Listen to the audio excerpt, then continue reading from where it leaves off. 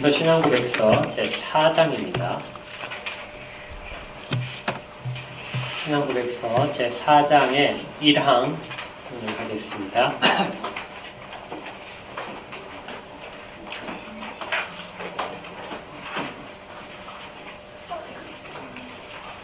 (4장의) 제1항입니다. 우리 함께 읽을까요? 시작. 성부, 성자, 성령 하나님께서 자신의 영원한 능력과 지혜와 선하심의 영광을 나타내시기 위하여 태초의 세계와 그 안에 보이는 것과 보이지 않는 모든 것을 6일 동안에 부에서 창조하시고 만드시기를 기뻐하셨다. 그리고 이 모든 것이 심히 좋았다. 우리가 그 창조 중에서 우주의 창조를 1항에서 배우게 됩니다.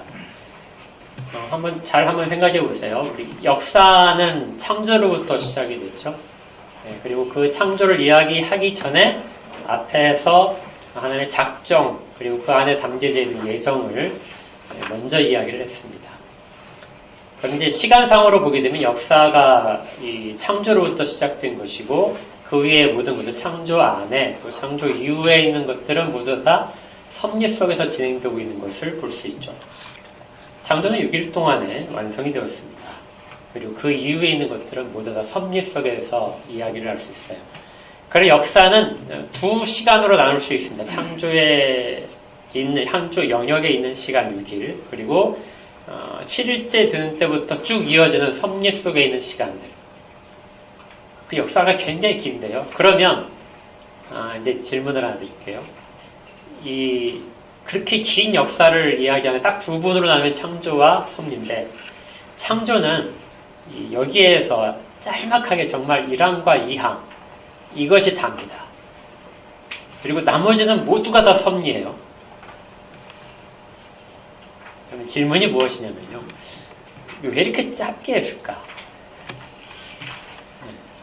전체 역사가 창조와 섭리 두 부분인데 다 섭리고 창조는 정말 짧게, 교리책에도 짧게 한 거예요. 왜 이렇게 짧게 했을까요?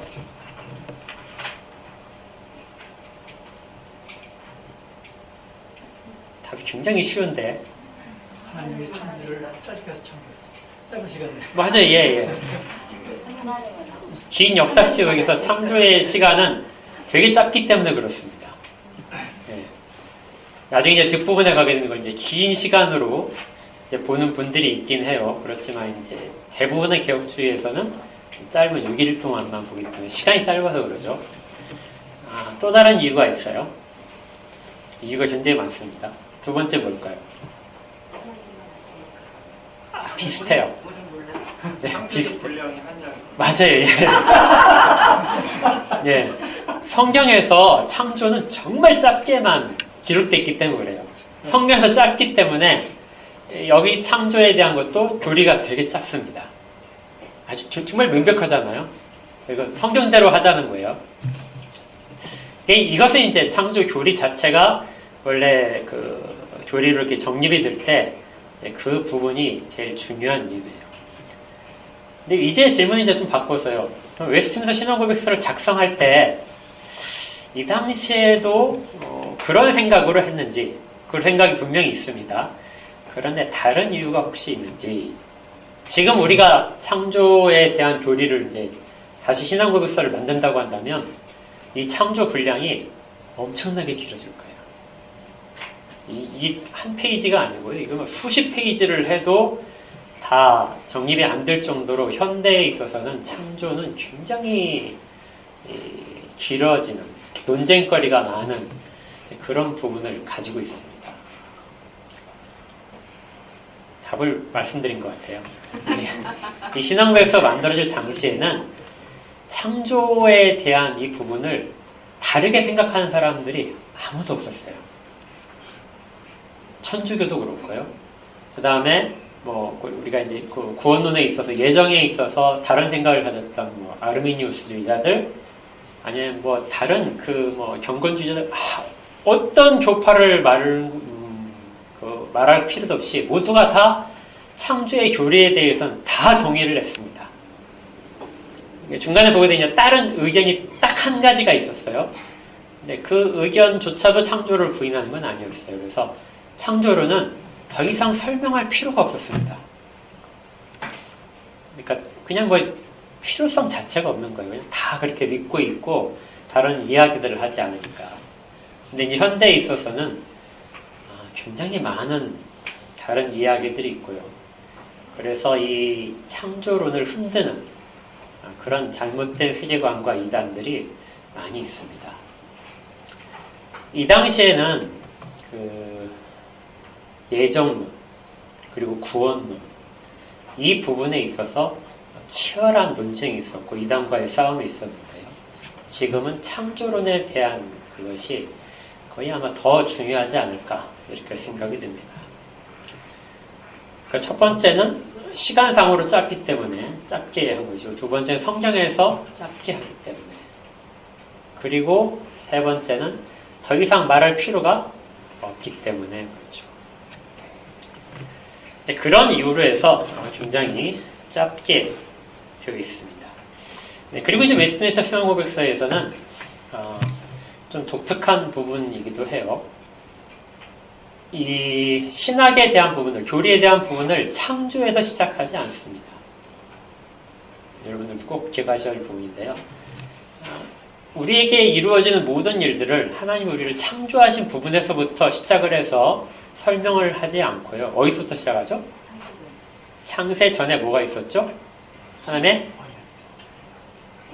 언약은 어디에 포함되죠? 하나님의 계획하심. 우리 배운 대로 하게 되면 작정이 작정. 작정 속에 모든 게 담겨 있어요. 작정과 예정은 그래서 이 창조 앞에 먼저 정말 자세하게 기록을 한 것입니다. 그리고 거기에 근거를 해서 거기서부터 뒤에 있는 내용들은 자연스럽게 흘러나오는 것으로 되어 있어요. 그래서 창조는 작정하신 것이 이 땅 가운데서 드러나는 것들. 그런 것이지 출발점이 아닌 것입니다. 그러니까 사람들이 관찰하기에는 출발점이지만 하나님께서는 작정하신 것이 먼저 있었기 때문에 작정이 나타나는 것이다. 이렇게 표현을 할 수 있어요.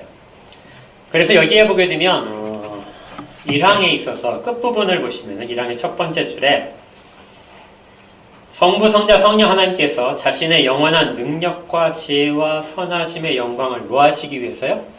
나타내시기 위해서 창조하셨다. 이렇게 됩니다. 그러니까 하나님이 작정하신 부분들, 하나님의 어떤 성품들, 창조는 그래서 하나님을 나타내는 방법이에요. 하나님의 속성, 하나님의 어떤 분이신가를 나타내는 것이 되기도 하고 하나님의 작정하신 것이 나타나는 방식으로서 창조가 이루어진 것이죠.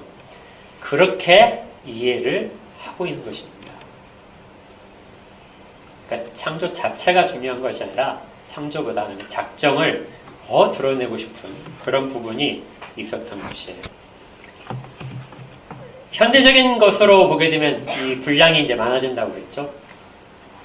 창조를 부인하는 사람들이 굉장히 많아지고 있습니다. 하나님은 창조주가 아니시다. 하나님은 통치하시긴 하지만 창조주는 아니시다. 이런 사람들이 기독교 안에도 많아지고 있어요. 제가 좋아하는 신학자이긴 한데요. 스프롤이라는 신학자가 있습니다. 이 신학자가 이런 이야기를 했어요.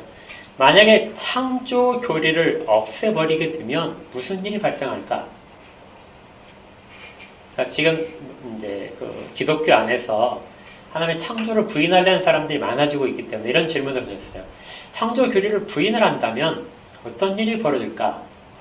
결론은 하나님이 창조주가 사라진다는 거죠.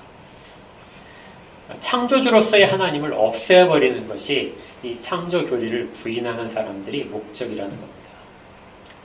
창조주 하나님을 없애게 되면 사람이 하나님께 매어있지 않게 됩니다.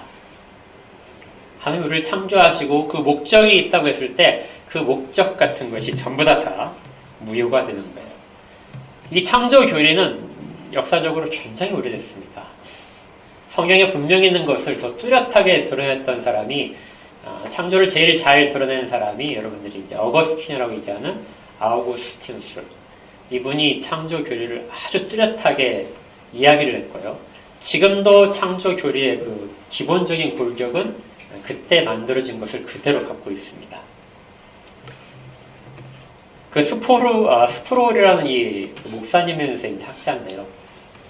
이분이 이 창조 교리에 대하여 굉장히 감명을 받았다고 그래요. 대학교 1학년 때 아직 신학을 전공하려고 하지 않았을 때 이제 교양 과목으로 철학을 들으러 이제 들어갔는데 그때 철학 교수가 이 어거스틴의 이제 창조론에 대하여 설명을 했답니다. 그걸 듣는 순간 이분이 자기 인생이 확 바뀌어버린 거예요. 그 강의 하나를 듣고 그게 무엇이냐면 어떤 결론을 얻었냐면요. 이렇게 돼 있어요. 나는 그날 하나님의 창조 행위를 통해서 전달된 하나님의 위엄을 숙고했다. 그러니까 지금까지 창조에 대하여 별 생각이 없었는데요.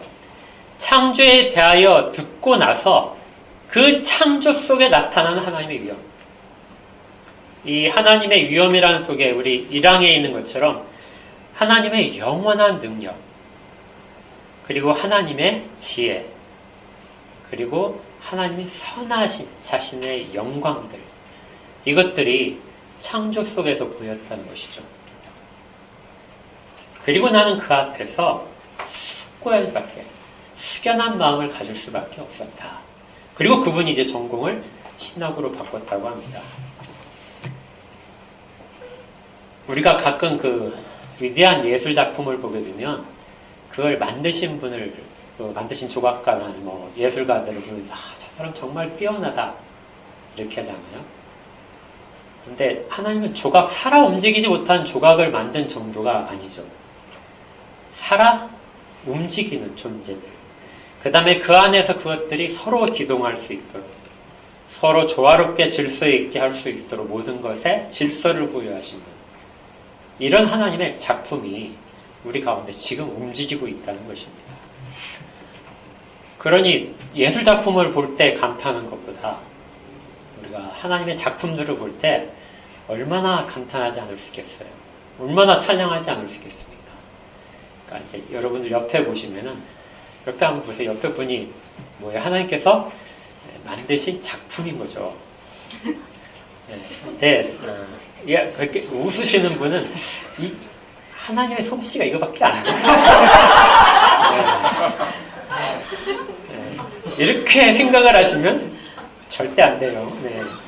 하나님의 솜씨가 부족해서 저렇게 만드신 게 절대 아닙니다. 다 하나님의 목적에 따라서 그렇게 만드신 거예요. 우리도 다른 사람 눈에 그렇게 보일 수 있습니다.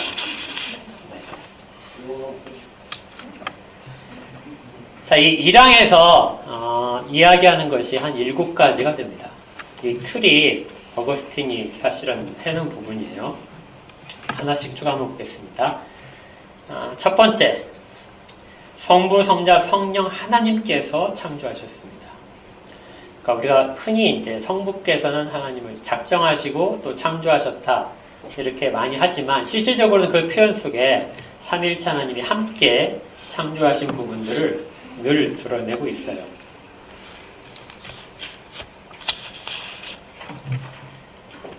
하나님이 창조하신 부분에 있어서 어떤 사람도 그 삼위일체 하나님의 창조 자체를 부인하지는 않았습니다. 그러나 성령님이 하셨다는 것에 대해서는 조금 약한 부분들이 있었어요. 꽤 오랫동안 있었습니다. 여러분들이 그 니케아 신경 보시면은 거기 이렇게 돼 있어요.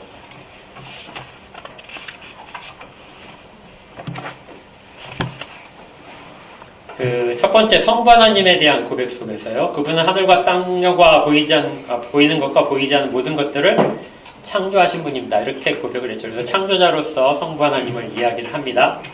그리고 성자 하나님에 대하여 하면서 그분으로 말미암아 만물이 창조되었습니다. 여기까지 우리가 성경 구절에서 많이 발견했던 부분이에요. 그런데 이제 성령 하나님께 가게 되면 성령 하나님에 대해서는 창조하는 부분을 잘 집어넣지 않고 있습니다. 이제 꽤 오랫동안 이제 이런 것이 있었는데요. 이제 그 이후에 좀 바뀌어서 성령 하나님께서도 창조에 참여하셨다. 이게 창조주의시다 하는 부분들을 강조를 하게 됩니다. 그래서 이 웨스트 신앙고백서쯤 와서는 성부, 성자, 성령께서요. 그 하나님께서 창조하셨다. 이렇게 되는 것이죠. 여러분들 읽으신 그 예레미야 10장을 보시면 다른 성경 구절도 많지만 여러분들 다 참고하시고요. 예레미야 10장 12절에 여호와께서 그의 권능으로 땅을 지으셨고 그의 지혜로 세계를 세우셨고 그의 명철로 하늘을 펴셨다. 이게 하나님께서 창조하신 것을 묘사를 하고 있는 겁니다. 그런데 거기에 권능, 지혜, 명철의 총명이라고 바꿀 수 있어요. 권능과 지혜와 명철, 이것은 성령님을 가리키는 말이에요. 이사야서 11장 2절에 보게 되면 성령님에 대하여 이렇게 이야기합니다. 한번 여러분 찾아보시겠습니다. 이사야 11장 2절입니다.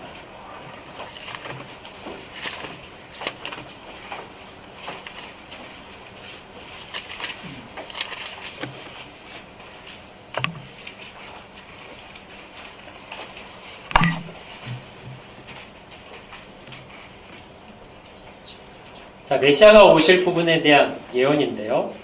이사야 11장 2절 같이 읽어볼까요? 시작. 그의 위에 여호와의 영, 곧 지혜와 총명의 영이요 모략과 재능의 영이요 지식과 여호와를 경외하는 영이 강림하실 것이다. 여호와의 영에 대해 성령님에 대하여 지혜다. 그리고 총명이다. 그 아까 읽었던 9절에서는 이제 명철 이렇게 된 것이죠. 그리고 모략과 재능의 능력입니다. 그것의 영이시고 또 지식의 영이시고 여호와를 경외하는 영이시다. 그러니까 성령이 충만하다 하게 되면 어떤 것들이 다 있어야 되는 거예요? 지혜, 총명, 모략, 재능, 지식, 여호와를 경외함. 물론 IQ가 높아진다는 걸 이해한 게 전혀 아닙니다. 하나님에 대한 이해가 깊어진다는 거예요. 그리고 성령을 받은 사람 중에 여호와를 경외하지 않을 수가 없게 되는 것이죠. 성령을 받았는데 여호와를 경외하지 않는다. 이게 가짜 성령이라는 것입니다.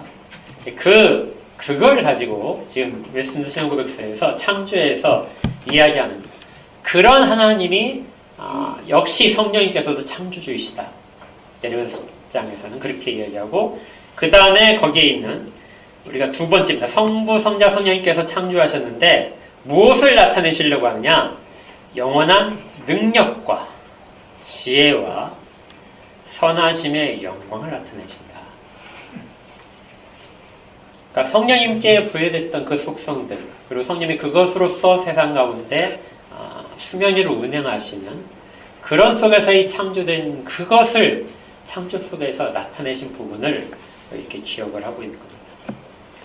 그러니까 창조는 그냥 있는 것이 아니라 목적이 있다는 거예요. 언제나 설계도대로 그 설계는 목적을 가지고 설계를 한 것이고 그대로 창조되었습니다. 그래서 세상은 하나님이 창조하신 결과물이다 하는 것을 늘 기억을 해야 돼요. 현대에 있어서 이 부분 여러분들이 이제 조금 조심할 부분이 있습니다. 기독교에 있어서 창조론과 관련해서 가장 큰 적이 무엇일까요? 네. 진화론. 네. 진화론의 바탕은 유물론이에요. 그걸 이제 과학이 사용을 하는 것이죠. 그래서 그 유실론과 유물론의 대립이 현재 아주 정말 치열하고 정말 다양한 부분에서 나오게 됩니다. 유물론이 무엇이냐면요, 세상에 물질이라는 것이 존재하는데 물질이 스스로 있는 것이고 그리고 그 물질이 영원하다. 그리고 그 물질들 사이에 있는 법칙, 자체 안에 있는 법칙으로 스스로 움직인다. 이것이 유물론입니다. 그러니까 하나님은 영원하시지 않고 하나님의 존재가 아니라 물질이 영원하다. 이거예요. 그래서 물질만이 모든 것의 근원이고 물질 안에서의 변화가 세상의 변화의 전체다. 이것이 이제 현대 과학에서 이야기하는 이제 진화론과 우주론의 바탕이 되는 사상입니다. 창조론 여기에 대해서 완벽하게 반대 입장을 가지고 있는 것이죠. 이 세상은 본래부터 스스로 존재하는 것이 아니라 그 물질이라는 것이 하나님께서 만드신 것이다. 그리고 그 물질을 재료로 해서 하나님이 직접 명령하시거나 빚어서 만드신 것이 현재의 우주이다. 그래서 우리가 잘 아는 제1원인과 제2원인에 비추어서 본다면 유물론은 제2원인으로서만 모든 것을 설명하려고 봅니다. 그리고 우리가 믿는 기독교의 창조론은 제1원인이 모든 것의 근원이시다. 원인이시다. 그리고 그 제1원인으로부터 그분이 창조하셔서 제2원인이 있게 됐고 그 제2원인이 현재 자율성과 유발성 속에서 만들어지고 있는 세상을 구성하고 있다. 이렇게 되는 것이죠. 유물론이 우리 기독교에 있어서는 현대에 있어서 최고의 적이고 갈수록 그 힘이 커지고 있습니다. 기독교 안에도 이제 유물론이 많이 들어왔어요. 그래서 어떤 식으로 변형이 되냐면 물질만이 영원한 것이 아니라 하나님이 영원한 걸 믿잖아요. 그러니까 두 가지가 다 영원하다고 보는 사람들이 있어요. 그러니까 하나님이 영원하신데 물질도 영원해. 그러니까 영원 전부터 물질이 있는 것이죠.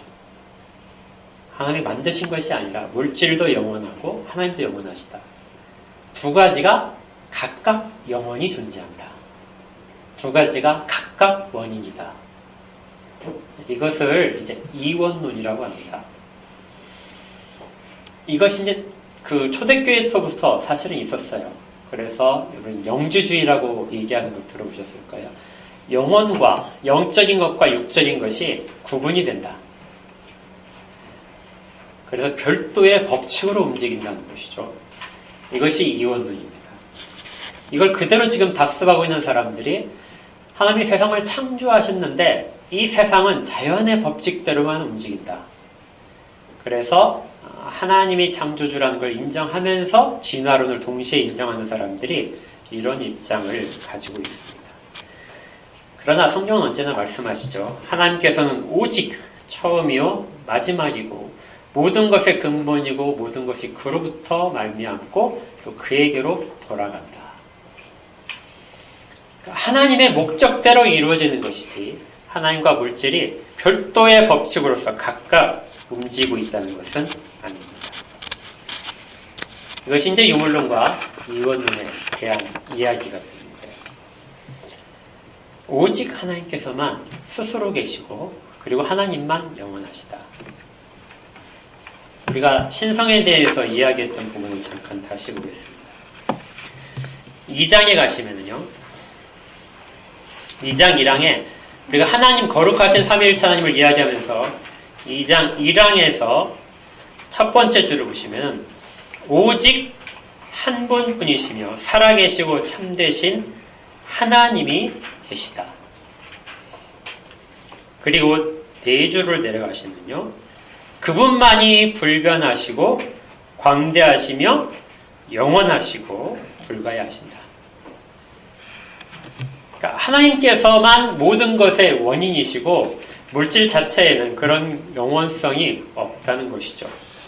하나님은 그래서 모든 것들을 창조하시되 무로부터 창조하셨다고 늘 이야기를 강조하는 겁니다. 다시 4장의 1항으로 돌아오시면요.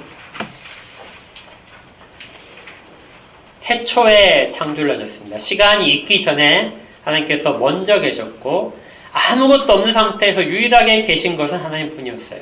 그리고 그것이 무인 상태입니다.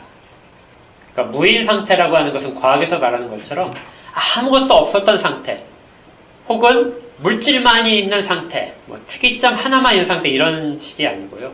오직 하나님만이 계신 상태. 그때가 무인 거예요. 거기서부터 하나님의 말씀을 통하여 물질이 존재하고 물질의 규칙을 정하심으로써 만물이 창조되었다. 이렇게 보는 거죠. 보이는 것과 보이지 않는 모든 것들이 하나 남김없이 하나님의 창조 가운데서 이루어졌다. 이렇게 됩니다. 그러니까 유물론이나 이원론은 전혀 우리가 고려할 틈이 아니에요. 어떤 타협의 대상이 절대로 아닙니다. 또한 이제 6일 동안에 창조하셨다. 이 부분이 중요해요. 6일 동안에 창조하셨다. 여러분들 이거 믿어지세요? 믿어지십니까? 예. 이 아멘 하셔야 되는데. 예. 그 웨스트 신앙고백서를 작성할 때 이 제일 어려웠던 점이 이 6일 동안의 창조예요. 지금도 창조에서 제일 어려운 부분이 6일 동안의 창조입니다. 그러니까 6일 동안의 창조가 꽤 핵심적인 논쟁 가운데 있어요. 근데 지금 논쟁하는 거하고 옛날에 논쟁하는 것이 달라요. 웨스트 신앙고백서를 작성할 때는 6일 동안의 창조를 어떻게 생각했냐면요. 그 전까지 아까 어거스틴 말씀드렸잖아요. 창조로 교리에 대해서는 어거스틴이 틀을 잡았는데 어거스틴은 6일이라고 되어 있는 이 성경 구절을 순간에 창조된 것으로 봤습니다. 그러니까 6일 동안이 아니고요. 한순간에 창조됐다. 온 세상이 한순간에 창조됐다. 그래서 이거 순간 창조론이라고 하는데요. 그렇게 이야기를 했습니다. 왜 그러냐면 여러분 생각해보세요. 하나님은 전능하시잖아요. 하나님이 일일이 하나하나 너 이거 있으라, 너가 이거 있으라 이렇게 말하실 필요가 있을까요? 그냥 하나님이 이 창조세계 내 작정한 대로 다 있어라. 그러면 다 있죠. 어떤 구체적인 구분이 전혀 필요 없습니다. 어거스틴이 이제 이 부분을 생각하는 거예요. 하나님은 전능하신데 왜 6일 동안 창조하셨겠느냐? 하나님은 순간적으로 이 세상을, 우주를 창조하셨다. 그런데 이걸 이제 사람들의 이해를 돕기 위해서 연극 같은 데 보게 되면 이제 막이 이렇게 내리잖아요. 사람들이 쉴 틈을 주기 위해서.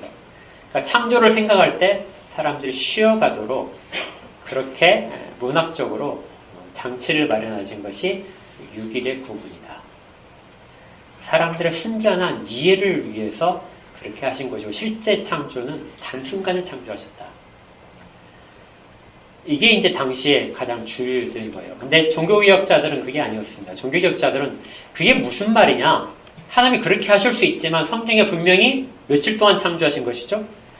6일 동안 창조하셨다고 되어 있다. 그러면 6일이지. 사람을 위해서 뭔가 이렇게 특별히 단숨에 창조하시고 그걸 마치 포장을 그렇게 여러 겹을 하듯이 그렇게 하시진 않는다.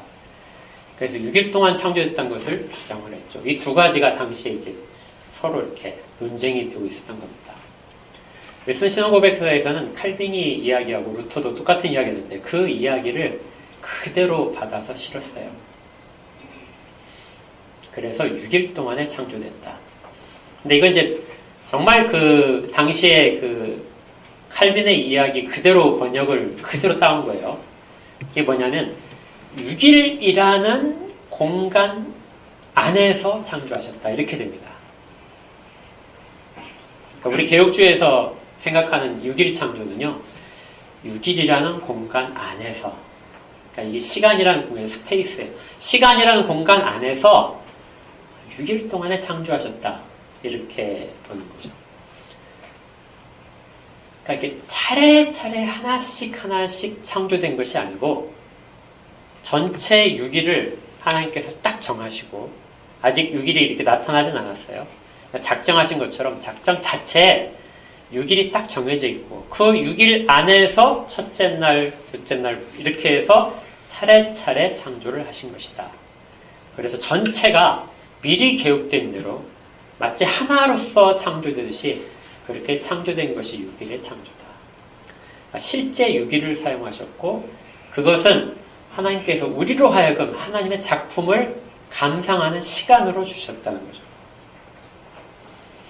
어거스틴과 약간 비슷하지만 실제 6일 창조이고 그것을 사람들이 감상하도록 하나님의 창조를 묵상하도록 하나님의 창조에 대하여 모든 영역에 걸쳐서 하나씩 하나씩 생각할 수 있도록 그렇게 하나님은 6일의 창조를 하셨다는 거죠.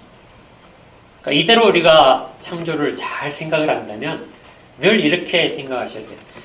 여러분들이 하늘과 땅에 대하여 우주를 보시면서 그걸 창조하신 하나님을 생각을 해야 됩니다. 온 광활한 것을 다 지으셨다. 그 속에서 빛을 만드셨다. 그러니까 빛을 만드신 하나님을 별도로 생각해야 됩니다. 빛과 어둠이 나눈 광경을 생각을 하시고 그리고 또 그 안에 우주에 있는 별들 그리고 나무들 세 번째는 나무들이 있죠. 나무들을 창조하신 하나님 그들의 색깔들 이런 것들도 다 하나님을 알 수 있도록 되는 것이죠.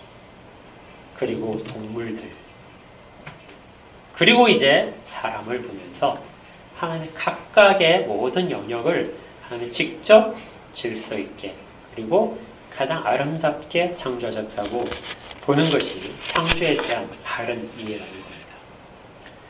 그 안에는 하나님의 기뻐하시는 뜻이 담겨 있어요. 그래서 창조에 대하여 그 밑에 바로 보시면 6일 동안에 무에서 창조하시되 만드시기를 어떠셨어요? 기뻐하셨다. 하나님이 기뻐하시기 때문에 만드셨다는 겁니다. 하나님이 이걸 만드시는데 억지로 만드셨다거나 절대 아니에요. 여러분 옆에 있는 사람 봤을 때 기분이 나쁠 수도 있지만 하나님은 뭐 하셨어요? 기뻐하셨어요. 그러니까 하나님의 기뻐하심 속에 있는 사람입니다. 부패성이 물론 있죠. 근데 하나님이 기뻐하시는 사람입니다. 그러니까 기뻐하심 속에서 세상은 창조됐고 그래서 세상 자체가 지금 현재 우리가 볼 때는 불합리한 부분들이 있고 그러지만 하나님 보시기에는 언제나 하나님이 만드신 기뻐하신 뜻에 따라 있는 것이죠. 하나님이 창조를 안 하실 수도 있었습니다. 하나님이 본래적으로 하나님의 지혜와 능력과 선하심은 언제나 안에서도 하나님 자체 안에서도 충분해요. 그러나 창조를 통하여 그렇게 나타내시기를 기뻐하셨고 그 결과로 나온 것이죠. 그리고 하나님께서 창조하신 후에 마지막에 있는 내용이 이 모든 것이 심히 좋았다. 하나님이 이 모든 것을 만드시고 심히 좋아하셨다 이렇게 말씀합니다. 그러니까 창조된 세계를 생각을 하시면 그냥 피조물의 세계가 아니고요. 그 안에 하나님의 모든 것들이 담겨있는 우리에게 나타내고 싶으신 모든 것들이 다 나타나 있는 그리고 하나님이 기뻐하신 결과들이 있다는 것을 기억해야 됩니다. 그리고 이제 다시 위로 넘어가시면요. 첫 번째로 다시 올라가셔서 이 모든 것들의 목적으로 다시 돌아갑니다. 언제나 우리의 찬양이 그래. 아까 우리가 시편 8편도 찬양했지만요. 제일 처음에 어떻게 시작하죠? 주의 이름이 온 땅에 어찌 그리 아름답습니까? 이렇게 시작을 하고 제일 마지막에 끝날 때도 동일하게 그렇게 끝나죠. 그러니까 하나님의 영광에서부터 모든 것을 시작하고 그리고 마지막에 나오는 부분에서 늘 하나님의 영광으로 나오는 것. 들어가는 입구와 나오는 입구가 동일한 목적 속에 있는 것이 우리가 바르게 신앙하는 부분입니다. 작정에서도 그랬죠. 하나님의 영원하신 영광을 위하여. 그리고 그것이 나타나는 것도 창조를 통해서도 하나님의 영광이 나타나도록. 그리고 이것을 우리에게 깨닫게 하시고 보게 하시는 것은 우리로 하여금 하나님의 영광을 알 수 있도록. 그래서 우리가 소이르문다 1번에 있는 것처럼 뭘 하는 거죠? 사람의 제일 드는 목적이 무엇입니까? 하나님을 영화롭게 하고. 그래서 제가 이 창조를 쭉 하면서 이제 그 AI한테 프레젠테이션을 그림을 그려보라고 했어요. 그랬더니 얘가 프리즘을 그려주더라고요. 제가 물론 깜짝 놀랐습니다. 이게 AI에 의존하면 절대 안 돼요. 도구일 뿐이에요. 보이지 않는 하나님. 여러분들 프리즘 보시면 프리즘에 들어가는 빛이 보일까요? 절대 안 보이죠. 프리즘에 들어가는 빛이 보이지 않습니다. 들어가는 빛이 보이지 않는 빛이요. 프리즘을 통과를 하게 되면 나누어지면서 그때 비로소 우리가 볼 수 있는 빛으로 색깔, 파장이 바뀌어요. 그래서 빨주노초 파남보로 바뀌어서 보이죠. 이것이 그 AI가 생각한 것이 아니라 옛날부터 이렇게 우리의 신앙 선배들이 생각해 온 것이더라고요. 보이지 않은 하나님의 모든 속성들, 이것이 어디를 통과해서? 창조라는 것을 통과했어요. 그 창조물 각각에 대하여 첫째 날, 그리고 그 첫째 날 안에 있는 것들, 셋째 날, 셋째 날 안에 있는 것들, 그 각각의 피조물들을 통하여 하나님이 어떤 분이신가가 나타나고 그 피조물의 모든 관계 속에서 하나님이 그들에게 부여하신 질서가 나타난다는 것입니다. 우리는 그것을 볼 수 있는 거예요. 그리고 그걸 보는 것을 통해서 하나님이 어떤 분이셨구나. 그래서 창조주 하나님을 발견을 하고 다시금 하나님을 찬양할 수밖에 없게 되는 것이죠. 이것이 창조 교리가, 그리고 창조에 대한 성경의 본문들이 우리를 하여금 알려주는 것입니다. 그분이 우리를 창조하셨어요. 그리고 지금 그 창조하신 세계 가운데 우리가 서 있습니다. 꼭 이 부분을 기억하시기 바랍니다. 하나님께서 창조하신 세계는 심히 좋은 상태였다는 것이죠. 그리고 그 상태가 우리를 다시 기다리고 있다는 것도 꼭 기억하시기 바랍니다. 함께 기도하겠습니다.